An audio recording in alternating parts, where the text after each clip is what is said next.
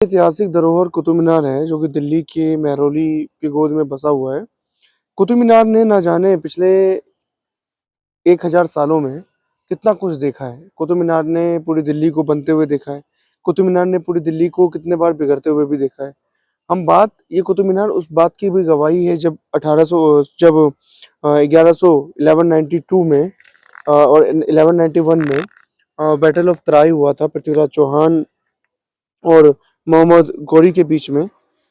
जो उसके बाद जिस तराई के बाद 1192 में जब पृथ्वीराज चौहान हार गए थे, क्योंकि पृथ्वीराज चौहान जो थे वो पहले ही शासक थे यहाँ के।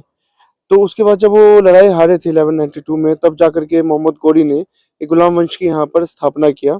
और गुलाम वंश के बाद जो फर्स्ट यहाँ पे थे कुतुबुद्दीन ऐबक, जो यहाँ के सल्तनत सुल्तान बने थे। तो 1192-93 में ही इस चीज़ का कंस्ट्रक्शन होना स्टार्ट हो गया था। आप ये देखेंगे कि ये जो मीनार है, मीनार उस टाइम सिंबॉलिक होता था विक्ट्री का। आप ये देखिए कि कुतुब मीनार सिर्फ यहाँ का नहीं, मैं यहीं की बात नहीं ना करूँ, बल्कि जहाँ-जहाँ अफ़गान ने जहाँ-जहाँ विक्ट्री पाई, तो वहाँ पर तब ऐसा माना जाता था कि जहाँ आप जीत जाते हो, वहाँ पे साइन एक मीनार बना दो। वो मीनार जो है वो विक्ट्री का साइन है, मतलब जीत की निशानी होती थी। तो मोहम्मद घोरी ने जब यहाँ पर जीत की निशानी में ये कुतुबुद्दीन ऐबक ने ये चीज़ को खड़ा किया, तो उसके बाद सोचिए कि 1000 साल, लगभग 1000 साल आने को आए, 21st सेंचुरी आ चुका है, लेकिन अभी तक कुतुब मीनार जिसका त्यों त्यों खड़ा है। और रही बात अरावली की, आपने कहा अरावली, जी। तो ये पूरा का पूरा दिल्ली, अरावली भी कई सौ किलोमीटर दूर में अरावली भी फैला हुआ है। जो गुजरात से होकर अप्रोक्सीमेट राजस्थान और दिल्ली तक 800-900 आती है। किलोमीटर्स के आसपास अरावली फैला हुआ है। और ये समझ लीजिए आप कि दिल्ली की जो राष्ट्रपति भवन है वो भी अरावली में ही, वो भी अरावली के ऊपर ही है। तो कुतुब मीनार, महरौली, जहाँ पर इस समय आप खड़े भी हैं, ये सारा जो है कहीं न कहीं अरावली क्षेत्र के ऊपर ही बना हुआ है।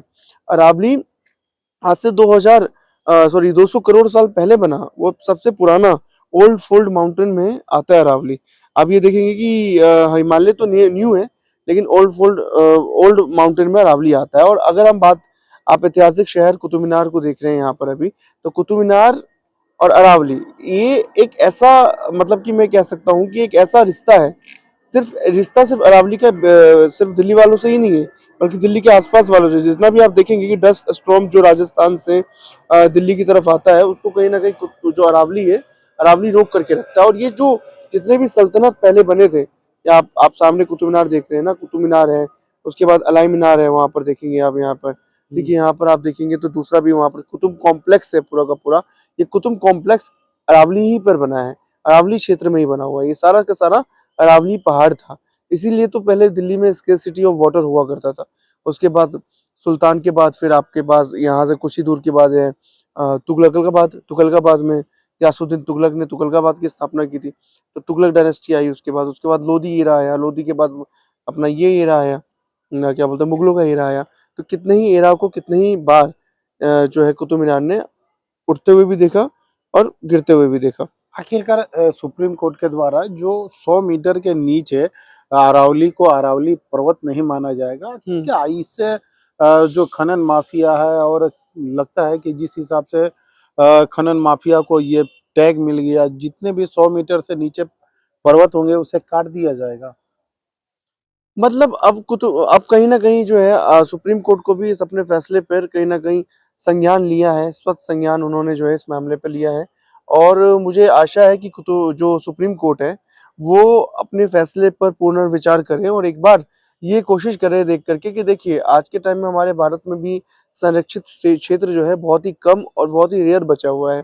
मतलब आप देख लेंगे, कभी आप अपने सैटेलाइट मैप को खोलिए और देखिए आस-पास की, जहाँ पर कभी जंगल होता था, आज वहाँ पर क्या है, वहाँ पर लोगों ने अपना हैबिटेट ज़ोन बना लिया है, लोगों ने अपना घर बसा लिया है। तो सोचिए कि एक अरावली, जब मैं पहले जाता था, जब जयपुर की तरफ आप जाएँगे तो एक जगह पड़ेगा कानोता, एक जगह आती है बस्सी।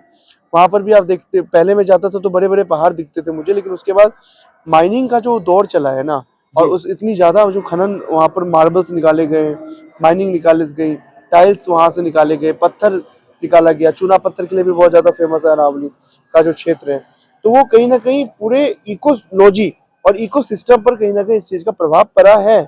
और ये अभी तक बहुत ज़्यादा प्रभाव पड़ा है। और सुप्रीम कोर्ट का ऑर्डर तो अभी आया है ना, इससे पहले भी आप देखेंगे तो पहले भी मुझे जहां तक लगता है कि 10 से 20% जो अरावली है ना वो डिस्ट्रॉय हो चुका है, उसको डिस्ट्रॉय कर दिया गया है। इतना ज्यादा माइनिंग होना, इतना ज्यादा पेड़ काटना वहां पर आसपास में, वहां की जो नदियां हैं वो भी सूखी हुई हैं। तो आप जब भी अरावली क्षेत्र को घूमने के लिए जाएंगे तो आप देखेंगे कि अरावली का जो वो भयावह तस्वीर है, और तस्वीर सिर्फ सुप्रीम कोर्ट के फैसले से और भयावह बन जाती, लेकिन उससे पहले भी कितना ज्यादा भयावह है, क्योंकि हमारा देश एक ऐसा जगह है, देश है जहां पर फॉरेस्ट एरिया हो या जहां पर रेस्ट्रिक्शंस एरिया हो उसको माना ही नहीं जाता। लोग जो है इलीगल हाउस बनाते रहते हैं, लोग इलीगल माइनिंग करते रहते हैं, लोग अपना पूरा इलीगल काम करते हैं, लेकिन लोकल अथॉरिटीज, लोकल प्रशासन के ही सपोर्ट से ये सारा चीज होता है। यानी प्रशासन की मिलीभगत होती है। होती है, ऑफ कोर्स होती है ना। जब आप किसी के घर में कुछ कर रहे हैं तो घर के लीडर को तो पता ही होना चाहिए ना, और नहीं होता पता तो ऐसा कुछ हो नहीं सकता। इसी हिसाब से लगातार जंगल को काटे जा रहे हैं। बिहार में भी 1 रुपए एकड़ अडानी को दे दिया गया। क्या इसको किस हिसाब से देखा जाए? सरकार ही चाह रही है, आप बताइए कि आम पब्लिक को क्या 1 रुपए एकड़ सरकार जमीन देगी? हम्म नहीं, बात एक एकड़ की नहीं है। अगर मान के चलिए सरकार आज कोई भी अपना बिजनेस स्टार्टअप करना चाहता है, जो छोटे से छोटा लोग भी हो, तो मतलब यही कहने वाली बात है कि आप अडानी और बड़े बड़े लोगों को, बड़े बड़े ग्रुप्स को आप हेल्प कर रहे हैं इस चीज को लेकर के। एग्जैक्ट उनके पास पैसा है, वो चाहे तो उस लैंड को खरीद भी सकते हैं, लेकिन आपने अगर किसी आज नौजवान को स्टार्टअप करना है और उसको लैंड की जरूरत है, उसको एक ऑफिस की जरूरत है, तो आप नॉट ओनली लैंड, आप कुछ नहीं प्रोवाइड कराएंगे उसको। हाँ, वो उस बात की गारंटी देता है ना कि आपको एम्प्लॉयमेंट देगा उसी चीज से जो आप लैंड करेंगे। तो सरकार का ये मतलब आप देखिए दोहरा देती है कि आप एक अमीर को अमीर बनाते जा रहे हैं, आप उसको सब्सिडी दे रहे हैं, कंसेशन दे रहे हैं। टाटा को आपने इलेक्ट्रॉनिक व्हीकल पे सब्सिडी दे दी, उसके बाद आपको 800 करोड़ रुपए जो है आपके अकाउंट में चला जाता है, पार्टी फंड में दे देते यही लोग जाकर करके। तो आप ये सोचिए कि लोकल को सपोर्ट ना कर करके ये एक बड़े ग्रुप्स को सपोर्ट किया जाता है, और बदले में सिर्फ ये चीज नहीं कि आप जो है बदले में एम्प्लॉयमेंट देंगे या आप एम्प्लॉयमेंट की गारंटी देंगे। नहीं, ऐसा तो कुछ नहीं होता हमारे देश में। तो ये सरासर बहुत ज्यादा मुझे लगता है कि बहुत ज्यादा गलत है, क्योंकि आप एक लोकल, आप यूथ को सपोर्ट नहीं करोगे। अगर यूथ को लैंड की जरूरत है और आप उसको स्टार्टअप करने के लिए थोड़ी सी, आज दुकान भी किसी को खोलना होगा तो वो भी जो है उसके लिए भी सरकार जो है उसके दुकान पर 50 बार आ जाएगी कि यार नहीं, आप यहाँ पर नहीं खोल सकते, ये जो है आप ऐसे आप हड़प रहे हो। तो आप सोचिए, और किसी को 1 रुपए में पैसा दे देना अच्छा, पूरा जमीन। एक और चीज देखा गया है, सरकार के पास अब कुछ रह नहीं गया है, हम्म तो जंगल पहाड़ काटने पे सरकार उतारू हो गई है। हम्म मतलब कहा जाए बिहार में जो 1 रुपए एकड़ दिया गया वहां भी हम्म, जंगल थे, और हाँ, वहां भी जंगल काटे जा रहे हैं, हम्म अडानी को दिया जा रहा है। वही आम पब्लिक अगर कुछ एक जंगल काटता है या 2 जंगल तो उस पे फॉरेस्ट वाले केस कर देते हैं। हम्म अब सरकार लीगली सरकारी अथॉरिटी देती है, तब तो जाके अडानी उतने उतने पेड़। और एक और चीज कि एक पेड़ माँ के नाम और काटे जा रहे हैं हजारों हजारों पेड़। हम्म नहीं, ये तो देखिए सबसे बड़ी चीज मैंने वही आपको बताया ना कि अरावली तो बस एक ऐसी झलक है। आप उत्तराखंड, हिमाचल प्रदेश, जम्मू कश्मीर, जितने भी हमारे देश में पहाड़ी क्षेत्र हैं, डेवलपमेंट के नाम पे तो लाखों में आप पेड़ काट रहे हैं। डेवलपमेंट के नाम पे तो आप कितना पेड़ काट रहे हैं, कितनी सारी चीजें कर रहे हैं। नदी, आज के टाइम में नदी, कुछ नदी तो ऐसी हो गई है जो सूख गई है, कुछ नदी का फ्लो ही नहीं पता चलता कि कब आ जाए, कब बाढ़ आ जाए। तो उससे क्या है कि हमारा इकोलॉजिकल बैलेंस जो है अननेसेसरी जो है वो डिस्टर्ब हुआ है। आप हिमालय में चले जाइए आप, और वहीं देखिए ना, देश है, भूटान है, नेपाल है, आज भी नेपाल, भूटान अपने देश में किस तरीके से अपने संरक्षित क्षेत्रों को जो है, पहाड़ों को किस तरीके से बचा करके रखना है। हमें, मुझे लगता है कि हमें नेपाल से, भूटान से एक अच्छी सीख लेनी चाहिए। ये सिर्फ और सिर्फ जो है पहाड़ आपके ट्रायल नहीं बन सकते कि आप ट्राई कर रहे हो कि चलो भैया वहां से वहां हो जाए, वहां रोपवे बना दें, यहाँ कुछ बना दें। देखिए डेवलपमेंट अपनी जगह है, लेकिन डेवलपमेंट अगर मान के चलिए डेवलपमेंट है, आप डेवलपमेंट के नाम पे 100 पेड़ नहीं काट सकते। अगर पेड़ 100 काट रहे हैं ना, तो आप 200 पेड़ लगा दीजिए। आप वहीं लगाइए 200 पेड़, आसपास लगाइए पेड़ का, आप रिप्लांटेशन कीजिए वहां पे आसपास। तो सरकार सिर्फ काट रही है क्योंकि कहते हैं कि तोड़ना आसान है, जोड़ना बहुत मुश्किल है।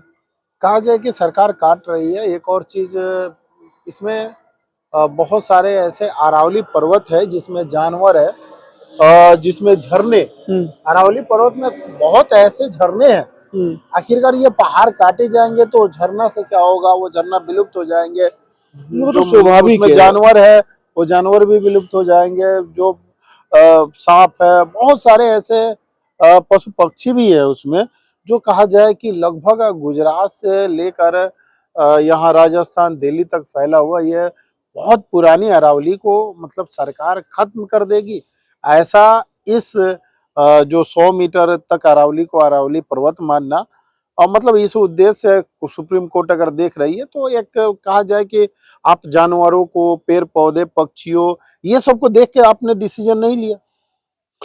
नहीं तो जानवरों की कहाँ देखी जाती है हमारे देश के अंदर। देखिए स्ट्रीट डॉग के ऊपर जो फैसला आया था, सरकार ने कुछ नहीं किया। सरकार जब इंसानों की नहीं सोच रही तो जानवरों की तो आप दूर की बात है।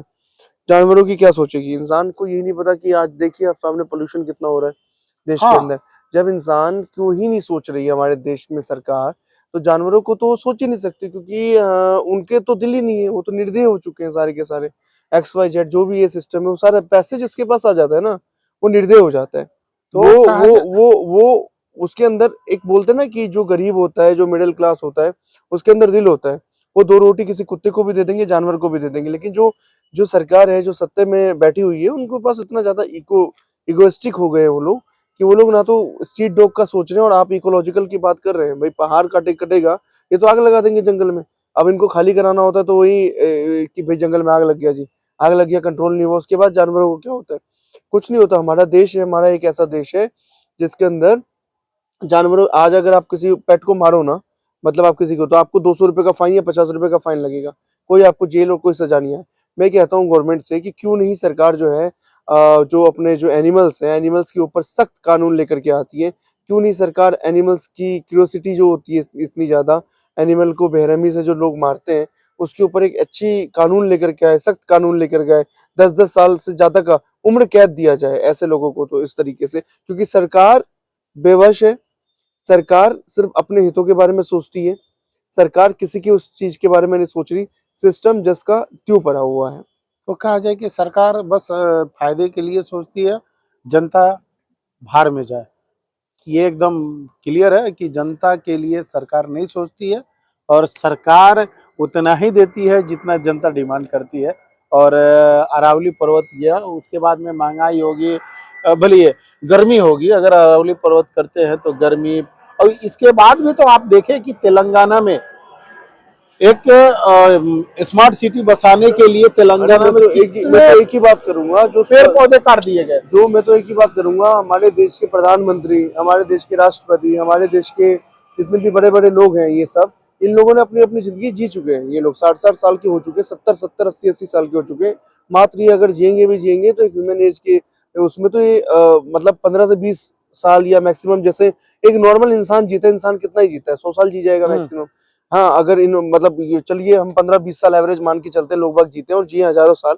लेकिन आप सोचिए कि ये 15-20 साल में ये ऐसी स्थिति बना करके जाएंगे, आने वाले 50-100 साल की जो आने वाले हमारी पीढ़ी होगी, जो हमारे लोग होंगे, कि वो लोग सांस लेने के लिए गए, वो आकर के यहाँ इस दुनिया को छोड़ देंगे। आधे से ज्यादा लोग तो डिसेबल हो जाएंगे। तो आप ऐसी, क्योंकि आप तो अपनी लाइफ जी चुके हो, कहते हैं ना कि भाई हम तो अपनी लाइफ जी चुके हैं, लेकिन आने वाले की हम अच्छे से बजा के जाएंगे बैंड। तो हमारे देश में यही हो रहा है। वो तो अपनी जिंदगी जी रहे हैं, ऐश से जी रहे हैं, और अपने 10 साल और जी लेंगे ऐश से। उसके बाद जो स्थिति करके जाएंगे वो इस स्थिति में, क्योंकि आधे से ज्यादा की तो परिवार ही नहीं है। कहा जाए कि ये जो धरोहर है, कुतुब मीनार इतने वर्षों से बहुत सारी चीजें देखते हुए आ रहा है, और इसी कुतुब मीनार के सामने हम बात कर रहे हैं। ये अरावली पर्वत पे बसा हुआ कुतुब मीनार है, मेहरौली है। तो ये साक्ष्य रहेगा कि ये उस पल को भी देखा होगा जहां ये आज तक इस ये भारत में प्रदूषण की मात्रा बहुत कम थी, और आज इतने जंगल काटे गए, इतने जंगल काटे गए कि दिल्ली में सांस लेना भी कहा जाए बहुत ज्यादा मतलब उसको क्या बोलते हैं, बहुत ज्यादा दिक्कत वाली सामना करना पड़ रहा है, डॉक्टर के पास पहुंचना पड़ जाएगा। और उसी बीच में अरावली पर्वत को 100 मीटर के नीचे अरावली पर्वत नहीं मानना, उसको काटना, ये दिल्ली वासियों के लिए, पूरे भारत वासियों के लिए चिंता की बात है। और इस पर पूरा भारतवासी सोचे कि अरावली पर्वत को बचाना है। सेव अरावली पर्वत, हैशटैग अरावली, सेव अरावली पर्वत। और क्या कहते हैं कि भारत के पूरे जनता को आना चाहिए। बिल्कुल आना चाहिए। भारत की जनता आधे से ज्यादा जनता तो रील्स देखने में व्यस्त है। ठीक है, जो बच्चे खुचे हैं उन्होंने अपनी जिंदगी जी चुके हैं वो लोग। तो अब मैं ये कहूँगा कि एक तो 2014 या 15 से बाद जो हमारे देश में स्थिति बदली, जियो ने हमें जो आदत लगा दिया, जो जनरेशन को आदत लगा दिया। आज 2014 से 15 से पहले लोग बहुत लिमिटेड चीज़ें को देखते थे, लेकिन उसके बाद जो फ्री की जो सर्विस दी गई और जो नेट दिया गया, उस चीज़ को लोगों ने इतना ज़्यादा यूथ को एंगेज कर दिया कि वो आधे से ज़्यादा ज़िंदगी तो यूथ बिता देता है अपने रील्स में। उसके बाद जो बचता है वो पोल्यूशन और ट्रैफिक में, मेट्रोपॉलिटन सिटी में बिता देता है। तो वो सरकार से क्या सवाल पूछेगा? जब तक वो सरकार से सवाल पूछेगा तब तक वो समझ जाता है कि भैया अब हमारी तो चीज़ें ही खराब हो गई, अब हमारी चीज़ खराब ही हो चुकी है। तो क्या सरकार अब नमस्त है, क्योंकि यूथ कभी उठ ही नहीं रहा और यूथ को ही उठना पड़ेगा। हमारे देश में एल्डर्स ने बहुत ज़्यादा कर लिया, बहुत ज़्यादा स्वतंत्रता संग्राम से लेकर के अभी तक हर चीज़ में उन लोगों ने अच्छी खासी भूमिका निभाई। लेकिन अब जो यूथ की बारी है कि यूथ अपनी भूमिका जो है बढ़िया तरीके से निभाए। इस तरीके से प्रोटेस्ट जो हम बोलते हैं ना कि जनरेशन जेड जो उभर जेन करके जी। आया है, जेन जी जनरेशन जो है वो उभर करके आया, उसी तरीके से देश के अलग अलग जो यूथ हैं वो यूथ इस चीज़ में पार्टिसिपेट करके और यूथ को कम से कम सरकार से सवाल पूछना चाहिए कि हमारे हमारे पैसों का हिसाब किताब कहाँ है, हमारे इकोलॉजिकल सिस्टम का हिसाब किताब कहाँ है, जो हमारे पूर्वज यहाँ छोड़ करके गए थे, उसका हिसाब किताब कहाँ है।